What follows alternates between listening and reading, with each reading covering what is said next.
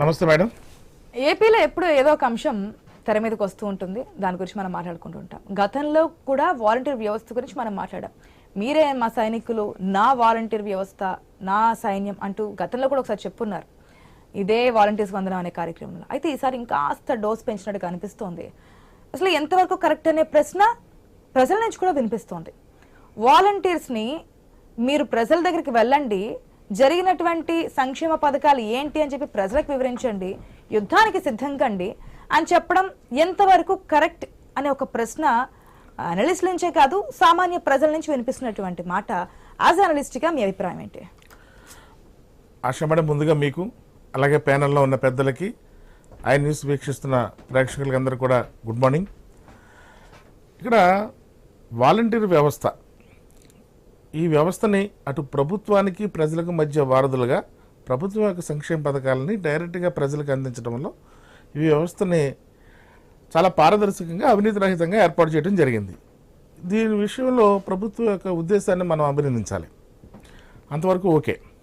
ఎందుకంటే గతంలో కొన్ని అభినందించాల్సిన విషయాలే. గతంలో పెన్షన్స్ తీసుకోవాలంటే వృద్ధులు వర్షమైనా ఎండైనా సరే చూసి పడిగాపులు కాల్చాల్సిన పరిస్థితి లేదు అంటే కొన్ని విషయాల్లో. కాబట్టి ఇతర రాష్ట్రాల నుంచి కూడా ప్రభుత్వాలు వాలంటీర్ వ్యవస్థని తమ రాష్ట్రాల్లో కూడా ఇంప్లిమెంట్ చేయడం కోసం ఆలోచన చేస్తా ఉన్నాయి. ఇప్పుడు ప్రత్యేకంగా మన తెలంగాణ ముఖ్యమంత్రి రేవంత్ రెడ్డి గారు కూడా వాలంటీర్ వ్యవస్థని తెలంగాణలో ప్రవేశపెడతానికి ఆయన కూడా కార్యాచరణ సిద్ధం చేసుకుంటున్నారు.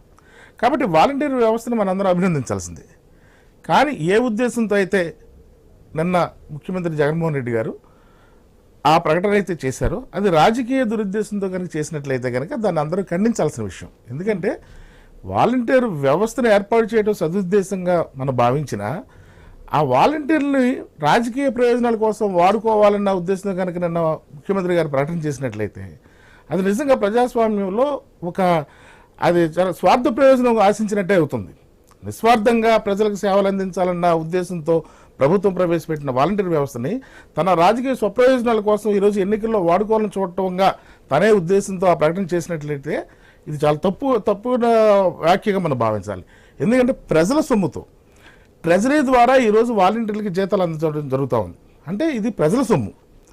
ప్రజలు ఇచ్చిన సొమ్ముతో వాళ్ళ ఉద్యోగాలు, అంటే స్వచ్ఛంద సేవకులుగానే మనం పరిగణించాలి. కానీ ఇప్పుడు ఏదైతే పోలీస్ వ్యవస్థలో హోంగార్డులు ఉన్నారో, అలాగే మనకి వైద్య రంగంలో ఏఎన్ఎంలు ఉన్నారో, అలాగే విద్యా వ్యవస్థలో అంగన్వాడీలు ఉన్నారో, అలాగే ఇప్పుడు సచివాలయ వ్యవస్థలో వాలంటీర్లుగా మనం భావించాలి. అంటే కొన్ని బెనిఫిట్స్ అదనంగా వాళ్ళకున్న వీళ్ళని స్వచ్ఛంద సేవకులుగా భావించాలి. వాలంటీర్లు ఈరోజు ప్రజలతో ఎంతగా మమేకమయ్యారంటే ఏదైతే కరోనా విషయంలో కానీ తర్వాత జరిగిన వాతావరణ ఉపద్రవాల విషయంలో కూడా వీళ్ళు ప్రాణాలు త్యాగించే సైతం ప్రజలకి అండగా నిలబడిన వైనం అది. ప్రజలతో మమేకమైన ఉన్నవాళ్ళు. ఇది ప్రభుత్వ తరపున ఒక సారథులుగా వాళ్ళు ఉండాలి, కానీ రాజకీయ పార్టీల సారథులుగా వాళ్ళు ఉండకూడదు.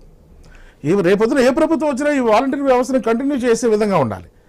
ఈ రోజు నిన్న ముఖ్యమంత్రి గారు ప్రకటన చేస్తూ మరి ఏ ఉద్దేశంతో ఆయన మీరు సంసిద్ధులు కండి, రేపు రాబోయే ఎన్నికల్లో మీరు సిద్ధంగా అని పిలుపుటటువంటి మీరు ఏర్పాటు చేసుకున్నారు. రాజకీయ పరంగా గృహ సారథులని ఒక వ్యవస్థను ఏర్పాటు చేసుకున్నాడు. ఆయన వైసీపీ ఏర్పాటు చేసుకుంది.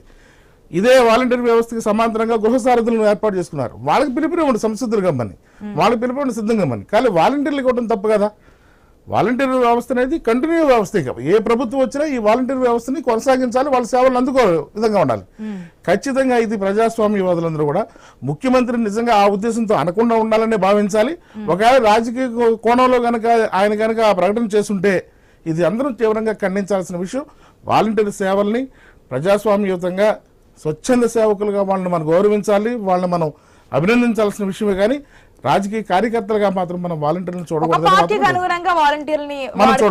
ప్రజల్లోకి వెళ్ళి వారిని చైతన్యం చేయడం అనేది పద్ధతి కరెక్ట్. కేవలం ప్రభుత్వ పథకాలని ప్రజలకు అందించడం వరకు వాళ్ళు సక్సీడ్ అయ్యారు. అదే పన్నాన్ని, అదే సేవల్ని వాళ్ళు వినియోగించుకున్నట్టుగా ఆ వ్యవస్థను అలాగే కంటిన్యూ చేసే విధంగా ఏ ప్రభుత్వం వచ్చినా దాన్ని కొనసాగించాలని కోరుకోవాలి. కానీ రాజకీయ స్వప్రయోజనాల కోసం రాజకీయ పార్టీ కార్యకర్తలుగా మాత్రం వాళ్ళని ఉపయోగించుకోకూడదని మనందరం కూడా కోరుకోవాలి. ఓకే, మరొకటి, ఎందుకంటే ఆడుదాం ఆంధ్ర వైఎస్ఆర్ ప్రభుత్వం వచ్చిన తర్వాత ఆడుదాం ఆంధ్ర అనే కార్యక్రమాన్ని తీసుకొచ్చి దాంట్లో ఏదైనా కొట్లాటలు జరగచ్చు, ఏదైనా జరగచ్చు, కానీ మంచి కార్యక్రమం అయితే ముందుకు వచ్చింది. కానీ ఈ రెండింటిని మెయిన్ గా తీసుకొని ఎలక్షన్స్ లో వెళ్ళబోతున్నారు సీఎం జగన్ అనేది వస్తున్నటువంటి ఊహాగానాలు, వాస్తవాలు అన్నట్లుగా వినిపిస్తూ ఉన్నాయి. ఎందుకంటే యువతని మెయిన్ గా యువగళం అంటూ నారా లోకేష్ ఏదైతే యువతను టార్గెట్ గా ముందుకెళ్ళున్నారో అదే యూత్ ని టార్గెట్ చేసుకొని తమ ఓట్ బ్యాంక్ ఇటుపక్క మలుచుకోవడానికి ఆడుదాం ఆంధ్ర అనే కార్యక్రమాన్ని తీసుకొచ్చి వారికి కిట్లు ఇవన్నీ కూడా ఇవ్వడం జరిగింది. సో దీన్ని ఏ విధంగా చూడొచ్చు? అంటే ప్రభుత్వం ఏదైతే తెలంగాణ రాష్ట్రంలో ఇటీవల ఏర్పడిన ప్రభుత్వం కేవలం నిరుద్యోగ సమస్య మీద హైలైట్ అయ్యి నిరుద్యోగులకి ఎటువంటి ఉపాధి కల్పించిన ప్రభుత్వంగా బీఆర్ఎస్ని భావించి నిరుద్యోగులందరూ ఏకమాట మీద ఏకగ్రీవంగా కాంగ్రెస్ పార్టీని గెలిపించడంలో ప్రముఖమైన పాత్ర వహించారు. అదే పరిస్థితి ఆంధ్రప్రదేశ్లో కూడా సచివాలయ వ్యవస్థను ఏర్పాటు చేసి వాలంటీర్ వ్యవస్థను ఏర్పాటు చేసి యువతను కొంతవరకు ఉపాధి కల్పించిన పర్మనెంట్ ఉద్యోగాలు అనేది ఏపీపీఎస్సీ ద్వారానే యూనియన్ పబ్లిక్ సర్వీస్ కమిషన్ ద్వారానో పబ్లిక్ సర్వీస్ కమిషన్ ద్వారా వచ్చే ఉద్యోగాలనే ప్రభుత్వ ఉద్యోగాలుగా మనం పరిగణిస్తాం.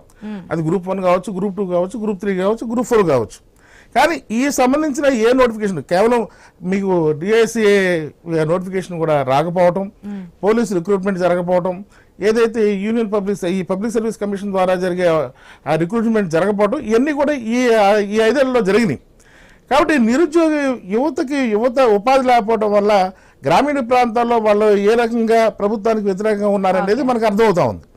దాని పర్యవసానం తెలంగాణ ఎన్నికలు. ఆంధ్రప్రదేశ్లో అది పునరావృతం కాకుండా ఉండాలంటే యువతను మనం ఆకర్షించాలి. కాబట్టి యువతను ఆకర్షించే విధానం ఏంటంటే గ్రామీణ ప్రాంతాల్లో యువత ఎక్కువగా క్రీడల పట్ల మక్కువ చూపించే అవకాశం ఉంది. ఈ మధ్యన ఎక్కువ కూడా దీన్ని అస్త్రంగా చేసుకుని ఏదైతే ఎన్నికల ముందు ఆటాడుకుందాం రాను ప్రభుత్వ ఉద్దేశం మంచిదే అయినా సరే దాన్ని రాజకీయ కోణంగా ఆలోచించాల్సి వస్తే మాత్రం కేవలం అది ఎంతవరకు దాన్ని ఆ యువత ఎంతవరకు అట్రాక్ట్ అవుద్ది, అది ప్రభుత్వానికి ఏ మాత్రం వాళ్ళకి అది ఉపయోగపడుతుంది అనేది రాబోయే ఎన్నికలు తెలుస్తుంది.